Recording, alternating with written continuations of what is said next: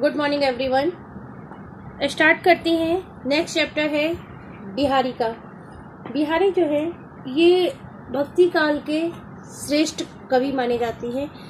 सगुण शाखा के कृष्णाश्रयी उप शाखा के कवि हैं।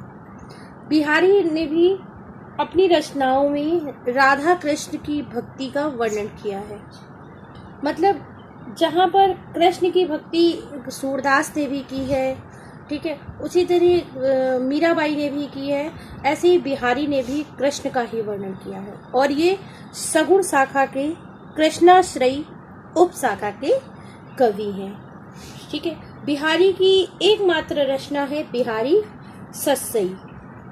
ठीक है, तो बिहारी ने जो भक्ति चैप्टर है इसके अंतर्गत राधा कृष्ण की भक्ति के साथ साथ कृष्ण की सुंदरता, उनके आकर्षण और एकेश्वरवाद का वर्णन किया है। एकेश्वरवाद होता है कि जो राधा और कृष्ण है वो एक में समाहित हो जाए, मतलब दोनों में कोई भेद ना रहे।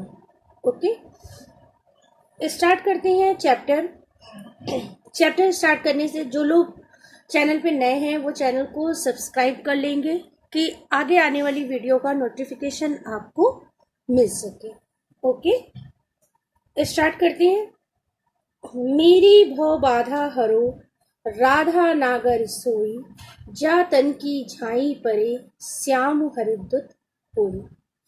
इसमें बिहारी जी ने इस दोहे में भक्ति के अंतर्गत कृष्ण की भक्ति ना करके राधा की अभिव्यक्ति का वर्णन किया है। मतलब राधा के मंगलाचरण के लिए ये पद दिया गया है। मतलब राधा की स्तुति करते हुए कहते हैं, मेरी भव बाधा हरो। भव बाधा माने सांसारिक बाधाओं को दूर करो, हरो माने दूर कर दो। राधा नागर सोई, नागर माने होता है चतुर, मतलब हे राधा रानी वह चतुर राधा मेरी सांसारिक बाधाओं को दूर करो। जा तन की झाई परी, तन माने होता है शरीर, झाई माने होता है प्रतिबिंब या परछाई पड़ने से। कहते हैं कि जिसके गौर, राधा जी कैसी है, गोरे रंग की है, तो कहते हैं कि उनका जो गोरे रंग की शरीर की परछाई पड़ने से श्याम हरित दुत होई। कहती है कि राधा के गोरे रंग की परछाई पड़ने से श्याम जो है, श्री कृष्ण जो है, उनकी कांति जो है वो हरी हो जाती है, अर्थात वो हरी कांति के हो जाते हैं। कांति माने होता है चमक और द्युति माने होता है कांति, मतलब हरी कांति अर्थात फीकी चमक वाले हो जाते हैं। कहने का अर्थ है कि राधा गोरे रंग की है और श्याम जो है वो काले रंग के हैं, सांवले रंग के हैं। तो जब दोनों रंग आपस में मिलते हैं तो मिश्रण से एक हल्का सा गाढ़ा रंग जो तैयार होता है, नीले रंग का, हरे टाइप का, तो वो रंग जो है वो श्याम की परछाई और राधा के गौर रंग के मिलने के कारण जो श्याम की परछाई है वो फीकी प्रतीत होती है। अर्थात दूसरा अर्थ और भी मिलता है कि जो राधा है ये अपनी जो श्याम की जो है, जो उनके अंग है, शारीरिक अंग है, तो इसी तरह से शारीरिक रोगों को दूर करने के लिए भी हल्दी का प्रयोग किया जाता है। कहने का अर्थ है राधा का एक पर्यायवाची जो अन्य नाम है वो हल्दी भी होता है। और नागरी का एक अर्थ होता है नागर मोथा नामक औषधि। तो कवि कहती हैं कि हल्दी, नागर मोथा और जो उपटन तैयार किया जाता है, जो सोई माने होता है सोयाबीन, या जो उससे उपटन तैयार किया जाता है, यदि शरीर पर मला जाए तो शरीर की झाई जो है वो समाप्त हो जाती है और शरीर जो है वो चमकदार हो जाता है।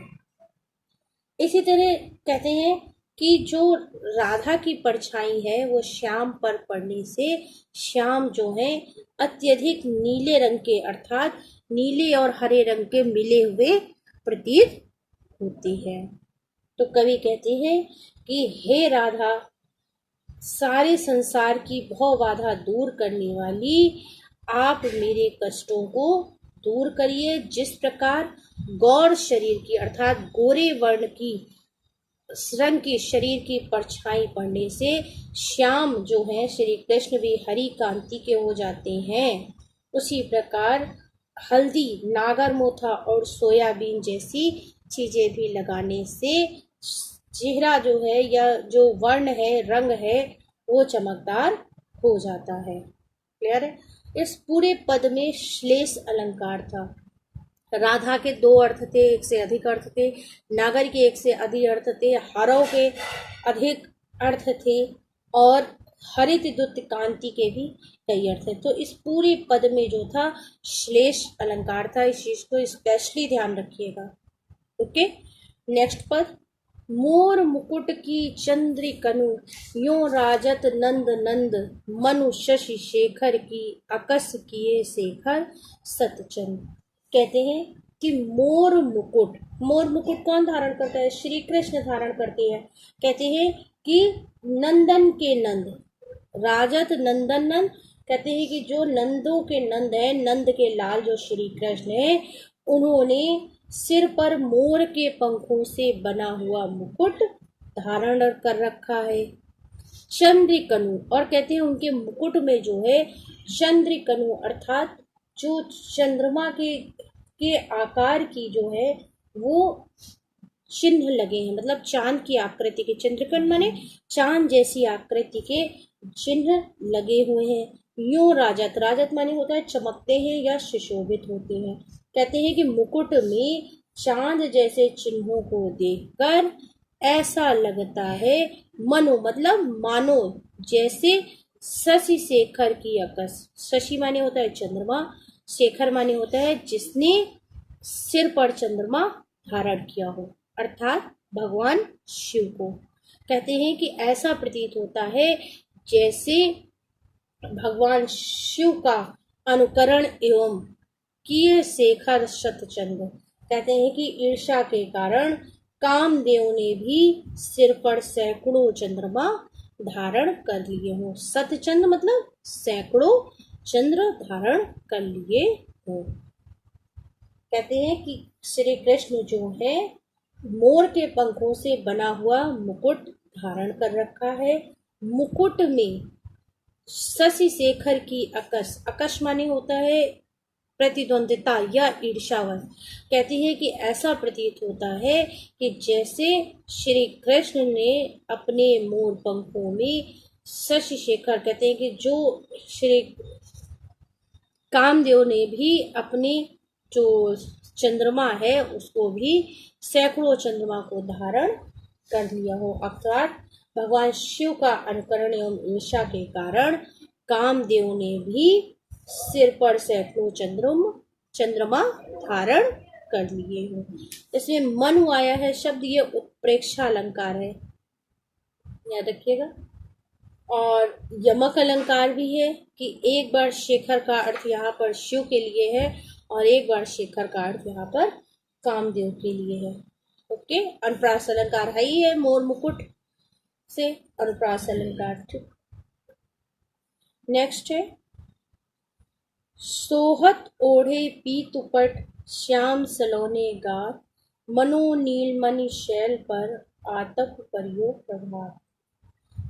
बिहारी कहते हैं कि कृष्ण का सुंदर जो श्याम वर्ण है उस पे उन्होंने जो वस्त्र धारण कर रखे हैं वो भी अत्यंत सुंदर प्रतीत होते हैं। सलोने माने सुंदर, सोहत माने अच्छे लगते हैं, ओढ़े माने ओढ़े हुए, पीतुपट माने पीला वस्त्र।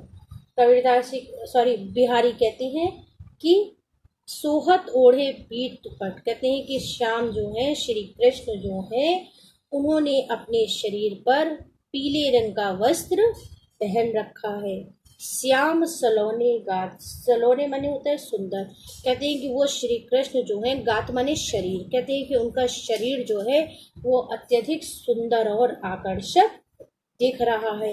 मनो नीलमणि शैल पर, कहते हैं कि मानो नीलमणि, शैल माने पर्वत, मानो नीलमणि पर्वत पर आतुप परियो प्रभात, कहते हैं आतुप माने होता है धूप, कहते हैं, और प्रभात माने सुबह। कहते हैं ऐसा प्रतीत होता है जैसे नीलमणि पर्वत पर प्रभातकालीन धूप पड़ रही हो। अर्थात कहने का अर्थ है कि नीलमणि पर्वत से शरीर की समानता दिखाने से शरीर की विशालता और उसकी चमक को यहाँ पर प्रदर्शित किया गया है। एक बार और देख लीजिए। बिहारी कहते हैं कि सोहत ओढ़े पीत पट, कहते हैं कि श्री कृष्ण ने जो पीले रंग का पीतांबर वस्त्र पहन रखा है उसे देखकर वो अत्यधिक सुंदर और आकर्षक दिखाई देते हैं। मानो ऐसा प्रतीत होता है जैसे नीलमणि पर्वत पर प्रभातकालीन धूप जो है वो उनके वर्ण पर या उनके शरीर को अत्यधिक सुंदरता से प्रकाशित कर रही है या सुशोभित कर रही है। इसमें उत्प्रेक्षा अलंकार है, दोहा सभी में है, बार बार बताने की जरूरत है। मनो लगा है, मनो मनु, ये जो है ये उत्प्रेक्षा अलंकार की पहचान होती है। नेक्स्ट है अधर धरत हरि के परत, ओठ डीठ पट ज्योति, हरित बांस की बांसुरी, इंद्रधनुष रंग होती। यहाँ पे कई कहते हैं कि ज्योति माने होता है कांति और हरित माने होता है हरा, आधार माने होता है ओठ, धरत माने धारण करण। कहते हैं कि श्री कृष्ण बांसुरी बजाते हैं।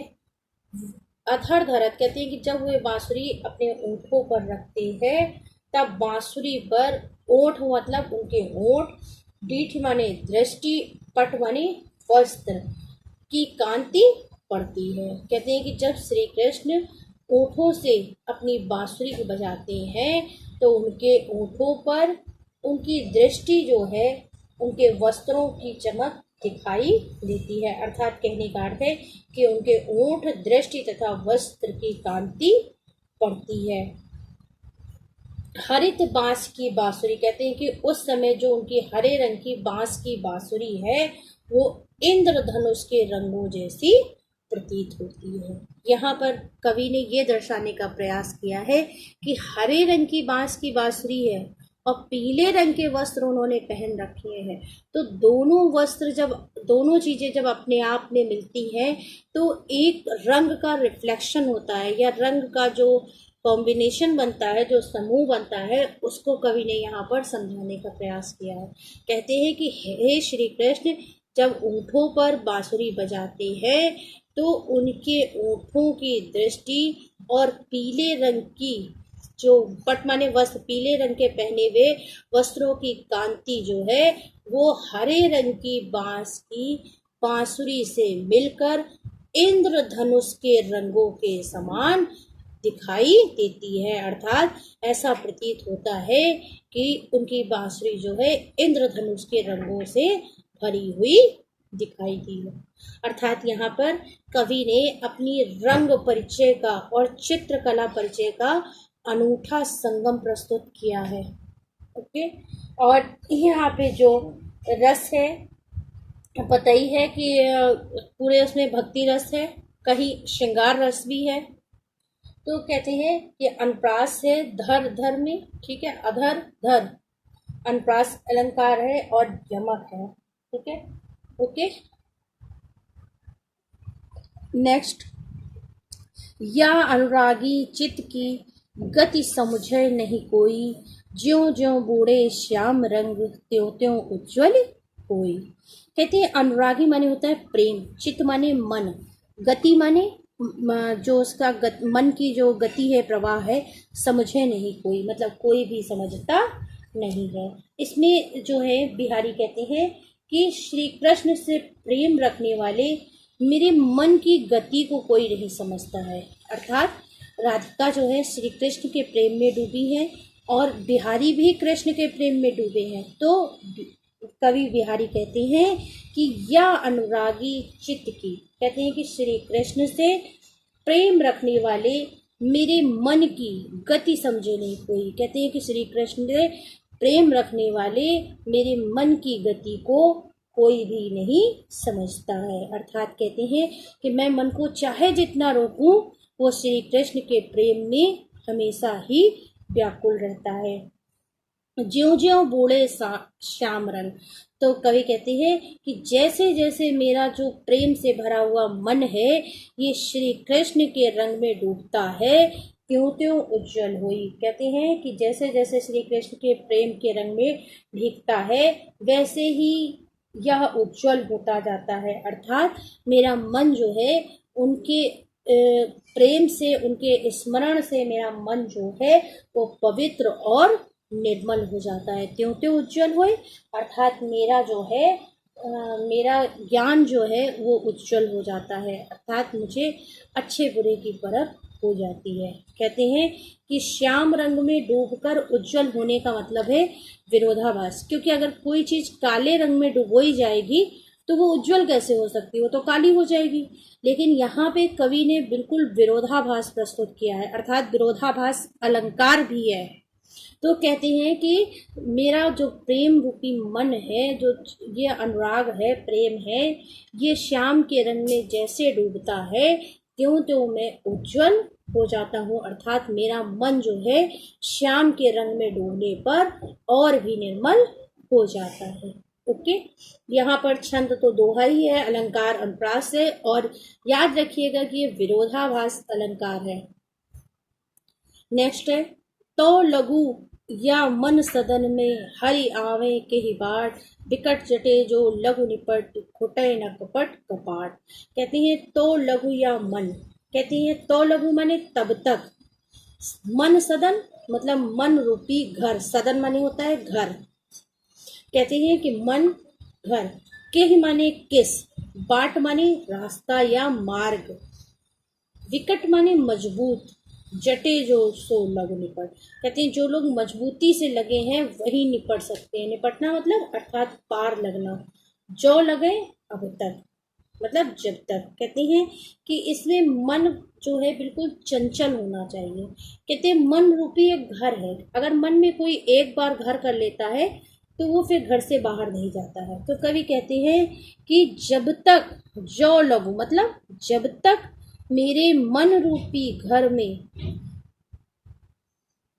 हरि आवे के ही बाट। कहते हैं कि जब तक मेरे मन रूपी घर में मजबूती से लगे हुए विकट जटे जो लग, कहते हैं कि जब तक मेरे मन रूपी घर में मजबूती से लगे कपट जो है किवाड़ नहीं खुल जाते, खोटे न कपट कपाट। कहते हैं कि जब तक मेरे मन रूपी घर में लगे हुए कपाट नहीं खुल जाते हैं तब तक हरि आवे के बाट, अर्थात हरि जो है ईश्वर जो है वो किस मार्ग से आएंगे, अर्थात वो मेरे घर में आ नहीं सकते। कवि के कहने का तात्पर्य है कि जब तक मेरे मन रूपी घर में मजबूती से लगे कपाट जो है, दरवाजे जो है वो नहीं खुल जाते, तब तक भगवान जो है, हरि जो है इस घर में कैसे आ सकते हैं। अर्थात यहाँ पे कवि का कहने का अर्थ है कि जब मनुष्य का मन निर्मल होगा, उसमें कोई कपट नहीं होगा, निश्चल भाव से ईश्वर की स्तुति करेगा,